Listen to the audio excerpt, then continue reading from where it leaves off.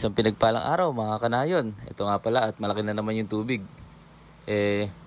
Bibili naman tayo ng ulam pero sa ngayon magta-tricycle naman tayo. Hindi na tayo lalangoy. Susubukan natin itong bilhin nating Leo Raptor. Ginawa ko na nga palang 325 ang aking mga gulong kasi medyo lumulubog pa yung makina ko sa tinaas kong 7. Kaya ngayon halos 9 na yung itinaas niya. Subukan natin kung makakalusot ba tayo mamaya sa malaking tubig. Kung kakayanan ng tricycle natin at hindi nalulubog ang makina. Ito nga pala at paalis na kami papunta ng bayan or palengke ng Hagunoy. Bibili lang naman kami ng manok. Nagpabili si ate at bibili din kami ng manok para sa amin. Sinama ko nga pala yung pamangking ko para meron naman tayong taga-video. Dito nga pala hanggang hita ang tubig. Pero kinakaya na ng tricycle natin. Nakakalabas tayo ng maayos. Medyo mabagal nga lang dahil sa agos. Itong ang lugar na to ay tinaas na yung karsada pero talagang iba yung nagiging laki ng tubig ngayon. Sa panahon kasi ngayon may ulan at may bagyo. Nagsasama-sama na tumatagal yung pagkati ng tubig dahil sa parating na bagyo na si Krising. Namin sinasalo lahat ng tubig na dumadating galing sa iba't ibang lugar. Ito ang huli na nilalabasan ng tubig dahil talagang yung pagkati dito ay medyo mabagal. Sa dami nga ng bumababang tubig, halos buong araw baha. Hindi makaalis ang mga tao at hindi makalabas dito. Ang dami nga na yung nadadaanan na pumapara na gustong sumakay. Kaso nga lang hindi naman tayo namamasada ngayon. Dahil yung iba, inaangkas natin yung malapit lang yung pupuntahan. Pero kung magpapahatid sa ibang lugar, hindi na natin sinasabay. Yan nga pala yung mga sukat ng mga Gs or 12. Yung mga tricycle na yun, kaya sobrang tataas. Halos hindi na sumasayad sa tubig. Samantalang yung sa atin lubog yung sidecar. Baka next year magtaas na rin tayo ng ganong kataas dahil yung high tide dito sa amin sa San Sebastian nagbabago. Tumataas ng tumataas. Halos hindi na kinakaya ng mga tricycle namin. Yung karamihan ng kasamahan ko lahat matataas na yung tricycle. Dati sabi namin hindi kami magtataas. May low tide naman Bumababa pa rin naman yung tubig pero sa ngayon halos lahat pangarap na ang makapagtaas ng tricycle. Dahil nga yung tubig mula umaga hanggang gabi na. Minsan meron pa high tide sa umaga, may high tide sa gabi.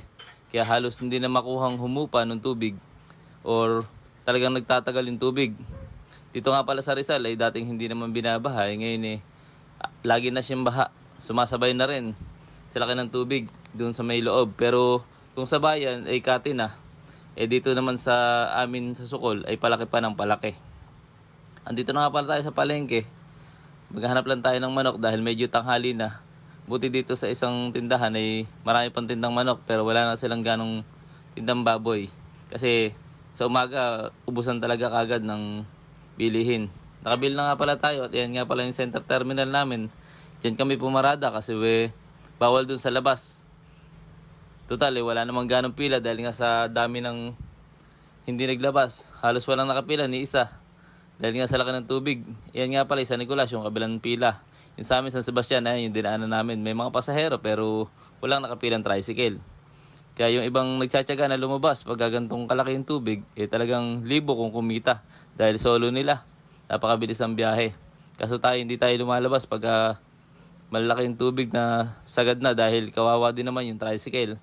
Kung laging nalulubog o nalulusong dahil malakas din sa bearing, sa kadena, yung ganyang malaking tubig. Kasi pati yung preno nauupod. Buti pa dito sa bayan tuyo na katapos lang ng high tide. Pero dun sa amin, sa Sukol nagsisimula pa lamang ang laban. Pataas ang tubig. Kung dito matutuyo maghapon, doon naman sa amin magdamag ang tubig. Talagang mabagal ang pagliit dahil nga yung ilog sa kabila doon dumadaan yung mga galing sa iba't ibang lugar na binabaha. Doon ang daan kaya nasasalubong yung tubig galing sa amin para lumabas o lumiit yung tubig. Dati dito matagal bago malubog pero ngayon talagang hirap pati yung mga motorbike na dumaan dito. Dahil talagang lumaki yung tubig dito sa Rizal. Karamihan nga pala naglalakad na dahil wala nang masakyan. Yan nga pala yung mga lumang bahay dito na dati titingalain mo sa taas ng bakuran. Pero ngayon halos pantay na at binabaha na rin. Karamihan ng mga tricycle dito ay gumagarahe pag ganyang malalaki na yung tubig. Kasi talagang nakakaawa naman talaga na makita mo yung sasakyan mo o tricycle mo na nababaha at nalulubog. Pwede naman munang tumigil o kagaya ng mga andito na nasa mataas na lugar. Dito nila iniwanan yung mga tricycle nila at naglalakad na lang sila pa uwi. Kasi ito yung lugar na pinakamataas dito sa San Sebastian na hindi kagad basta-basta nilulubog. Pag nilubog yan ay talagang gabewang na yung baha dito sa amin. Papasok na nga muli tayo ng Sukol. Ayun nga pala yung Mabini, bahang-baha din. Ito ay Sukol, papasok. Hanggang bukid tayo, hanggang sa bahay ay makikita nyo kung gaano kalalim yung tubig at gaano nakalawak yung inaabot ng tubig. Hindi maiwasan na yung ibang tricycle ay nahayaan ng malubog dahil nga nagugulat. Pag gising mo sa umaga ay baha na pala. Hindi inaasahan na lubog yung mga tricycle, kaya karamihan ay nasisira. Talagang gastos malala pagka yung hindi mo alam na may laki pala ng tubig sa madaling araw. Kaya mahalaga dito sa amin yung kalendaryo. Kahit na medyo iba yung laki na sa kalendaryo na hindi nakagaya dating tugma kung ano yung nakalagay sa kalendaryo. Ngayon mas malaki na yung tubig kaysa yung sa nakalagay sa kalendaryo. Halos hindi na sila nagpaparehas dahil nga sa dami ng bugta. Sana po yung maayos yung mga bugta dun sa tabing ilog dahil sobrang haba na. Kaya sabay-sabay yung paglaki ng tubig sa ngayon. Sana ay dumating yung araw na maayos muli at medyo hindi naman ganito kalaki yung tubig at magkaroon ng katihan. Ito na nga pala tayo sa may part na talagang malalim at madalang na yung pumapasok. Ayaw na ng ibang pasukin to dahil bukod sa yung kabila ay sapa, hindi mo pa alam kung saan yung mahuhulog ka o malilisat. Kami, kabisado na dahil taga rito naman kami. Kaya ipinasok ko yung tricycle.